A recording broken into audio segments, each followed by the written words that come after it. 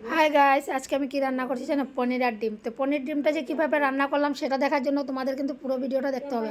আমার সাথে আছে কে মনীষা। তো এবার দেখো, সুন্দর করে ডিমটাকে নুন আর হলদি দিয়ে লাল লাল করে ভেজে নিচ্ছি। তো সুন্দর করে সবজিটা তো সুন্দর করে সাতলানো হবে, সবজিটা ততই টেস্ট হবে। এদিকে দেখো, পেঁয়াজ কাটা রেডি হয়ে গেছে, মশলাটা গ্রেভিটা রেডি হয়ে গেছে। আলু আর ডিমটা সুন্দর করে ফ্রাই করে সাইডে রেখে দিয়েছি একটা বাটিতে। আর আমার গ্রেভিটা কিন্তু রেডি হয়ে গেছে গাইস। আর এবার আমি জল দিয়ে দিলাম যাতে মশলাটা নিচে লেগে না যায়। একটু হলদি আর জিরে গুঁড়ো পাউডার দিয়ে, জিরে মশলা পাউডার গুঁড়ো দিয়ে দিলাম।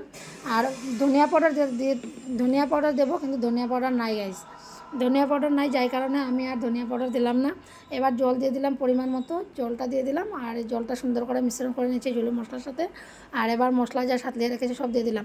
আর আমি রান্না করছি পনির, তো পনির তো না দিলে আর আমার পনির ডিমের রান্নাটা কমপ্লিট হবে না। তো এবার ফাইনালি সবজি রান্না কমপ্লিট হয়ে গেছে।